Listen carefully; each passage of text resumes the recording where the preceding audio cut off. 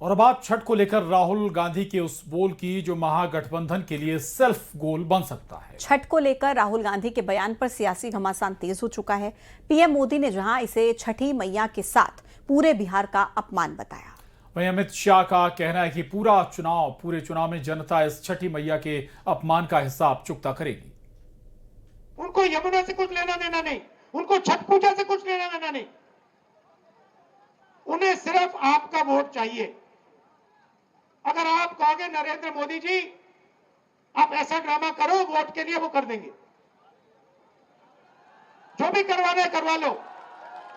मैं कह रहा हूं आप उनको कहो कि देखो भैया हम आपको वोट देंगे, आप स्टेज पे आके नाच लो, वो नाच लेंगे, नाच लेंगे। कह रहा आप कोशिश करो, मोदी जी आइए स्टेज पे आइए, भाषण मत दीजिए, डांस कर दीजिए, हम आपको वोट देंगे, देखना कर देंगे।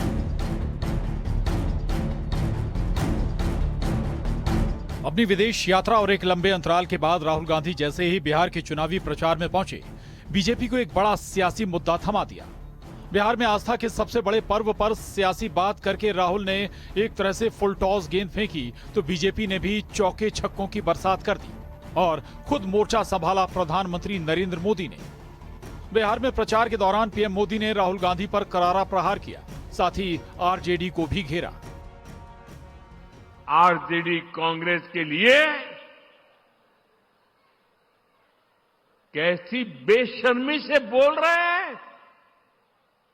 उनके लिए तो छठी मैया की पूजा एक ड्रामा है, नौटंकी है। आप उनकी बातों से सहमत है क्या? ऐसे लोगों को सजा दोगे कि नहीं दोगे? राहुल गांधी को जवाब केंद्रीय गृह मंत्री अमित शाह ने भी दिया और राहुल गांधी के विवादित बयान पर कड़ा ऐतराज जताया। न्यूज 18 को दिए अपने इंटरव्यू में अमित शाह ने कहा कि राहुल गांधी ने पीएम का अपमान करते करते छठी मैया का अपमान किया। बिहार की जनता राहुल गांधी को जवाब देगी। अगर मोदी जी छठ के त्योहार का सम्मान करते हैं और उनको वो नौटंकी दिखता है तो राहुल जी मोदी जी का अपमान नहीं कर रहे हैं। राहुल जी ने छठ मैया के सारे भक्तों का अपमान किया है, बिहार और पूरे पूर्वांचलियों का अपमान किया है। और मैं मानता हूं इस चुनाव में बिहार चुनाव में उनको इसका बहुत बड़ा खामियाजा भुगतना पड़ेगा। बिहार चुनाव को लेकर एक हफ्ते में पहले चरण की वोटिंग होने वाली है। जैसे जैसे मतदान के दिन नजदीक आ रहे हैं, प्रचार प्रसार जोरों पर है, सियासी बयानबाजी तेज हो गई है। बिहार में एनडीए की सत्ता बरकरार रखने के लिए सीएम नीतीश के साथ साथ पीएम मोदी और अमित शाह ने मोर्चा संभाल लिया है। ताबड़तोड़ चुनावी जनसभाओं को संबोधित कर रहे पीएम मोदी गुरुवार को विपक्ष पर खूब बरसे और कट्टा, क्रूरता, कटुता, कुशासन और करप्शन को आरजेडी कांग्रेस की पहचान बताई। ये जंगल राज की पहचान है कि नहीं है? आरजेडी की पहचान है कि नहीं है? उनके साथियों की पहचान बन गई है कि नहीं बन गई है? जहां कट्टा क्रूरता का राज हो वहां कानून दम तोड़ता है। जहां कटुता बढ़ाने वाली आरजेडी कांग्रेस हो वहां समाज में सद्भाव मुश्किल होता है।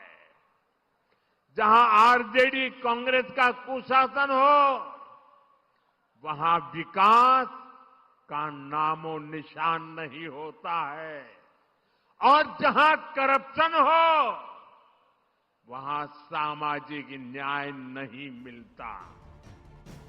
बिहार के चुनावी रण में भारतीय जनता पार्टी अब विपक्ष को छठ के अपमान पर घेरने की पूरी कोशिश कर रही है, जिससे पूरे बिहार की आस्था जुड़ी हुई है। हर चुनावी मंच से बीजेपी इस मुद्दे को बड़ा बनाने की कोशिश कर रही है। बिहार में जंगल राज बनाम मंगल राज वाला नैरेटिव भी सेट करना शुरू कर दिया गया है। Bureau report, news 18।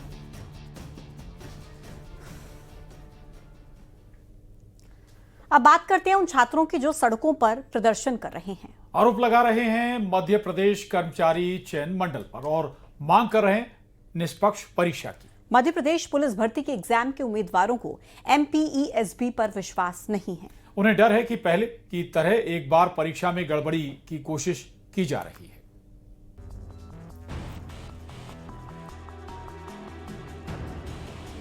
प्रदर्शन करते ये छात्र सड़कों पर नारेबाजी कर रहे हैं MP कर्मचारी चयन मंडल के खिलाफ। इनको डर है कि पटवारी परीक्षा की तरह पुलिस भर्ती परीक्षा में भी गड़बड़ी की जा सकती है। MP सरकार ने पुलिस सिपाही भर्ती के लिए 7,500 पद निकाले हैं, जिसके लिए 9.5 लाख से ज्यादा आवेदन आए हैं। लेकिन परीक्षा शुरू होने से पहले एक बार फिर से MP कर्मचारी चयन मंडल विवादों में आ गया है। छात्र छात्राओं ने मध्य प्रदेश में होने वाली पुलिस भर्ती परीक्षा में गड़बड़ी की आशंका जताई है। मध्य प्रदेश का एम्प्लॉय सिलेक्शन बोर्ड यानी कि ESB एक बार फिर चर्चाओं में है और इस बार चर्चा इसलिए है कि परीक्षा सेंटर देने के तय नियम है जिनको एग्जाम फॉर्म भरते टाइम बताया जाता है, उसके उलट 1.5 महीने पहले ही जो सेंटर्स हैं वो घोषित कर दिए गए। आज इंदौर में बेरोजगार सेना के बैनर तले तमाम जो स्टूडेंट्स हैं और जो एस्पिरेंट हैं वो यहाँ पर इकट्ठे हुए हैं, कलेक्ट्रेट पहुंचे हैं और इन्होंने ज्ञापन दिया है कि जैसे पहले भी पटवारी परीक्षा में फर्जीवाड़े हुए, गड़बड़ियाँ हुई, उसकी आशंका फिर से नजर आ रही है। बड़ी तादाद में छात्र बेरोजगार सेना के बैनर तले इंदौर कलेक्ट्रेट में जुटे। छात्रों का कहना है कि पटवारी परीक्षा की ही तरह इस परीक्षा में भी गड़बड़ी की जा सकती है, क्योंकि नियम के तहत 7 दिन पहले ही एग्जाम सेंटर और शहर की जानकारी दी जाती है। लेकिन चयन मंडल ने 1.5 महीने पहले ही एग्जाम सेंटर और शहर के बारे में बता दिया। ऐसे में असामाजिक तत्व परीक्षा को प्रभावित कर सकते हैं। स्टूडेंट्स ने साफ चेतावनी दी है कि अगर इस गड़बड़ी को ठीक नहीं किया गया तो बड़ा आंदोलन किया जाएगा। जानबूझकर फर्जीवाड़ा करता है और फर्जी गेम से इसके संबंध है। व्यापम ने नियम ये है, नियम इसमें ये लिखा गया, अगर आप देखोगे तो ये कहा गया कि ये एडमिट कार्ड है, इसमें ये कहा गया 7 दिन पहले हम आपको बताएंगे क्या शहर, और ये 2 दिन पहले हम आपको बताएंगे कि आपका कहाँ पर सेंटर है। बल्कि ऐसा नहीं, व्यापम ने यहाँ लोकेशन दिया और लोकेशन देने के बाद में ये, और अगर आप लोकेशन को टच करोगे तो सीधे आप लोकेशन पूछोगे आज भी अभी भी। तो हमारा ये कहना है कि जिन लोगों को आपने ये लोकेशन दे दी है, ये सेंटर की लोकेशन दे दी, सेंटर की लोकेशन को परिवर्तित करें, नया एडमिट कार्ड जारी करें, अन्यथा अब बहुत बड़ा उग्र आंदोलन होगा। कितने दिन पहले ये लोकेशन बता दी गई? 1.5 महीने पहले, जिसका 15 दिसंबर को उसको आज ही बता दिया, 12 दिसंबर आज बता दिया भाई, अगर 2 दिसंबर को उनका भी आज बता दिया। कायदे से कितने दिन पहले बताना? 2 दिन पहले सेंटर बताना चाहिए, 7 दिन पहले भाई आपको सिटी बताना चाहिए। वो खुद लिख रहा है, दोनों चीजें 1.5 महीने पहले बता दी। दोनों चीजें 1.5 महीने पहले बता दी। और अगर नहीं इसको ठीक किया जाता तो फिर क्या? तो फिर हम फिर से इंदौर की सड़कों पर उतरेंगे, इस बार हम उग्र आंदोलन करेंगे। MPESB यानी मध्य प्रदेश कर्मचारी चयन मंडल पर पहले भी छात्रों ने गड़बड़ी के आरोप लगाए हैं। पटवारी का व्यापम घोटाला हो या फिर 2023 में पुलिस भर्ती परीक्षा में गड़बड़ी का आरोप, जिसके बाद छात्रों ने एक बार फिर MPESB पर गंभीर सवाल खड़े किए हैं। इंदौर से न्यूज़ 18 के लिए वासु चौरे की रिपोर्ट।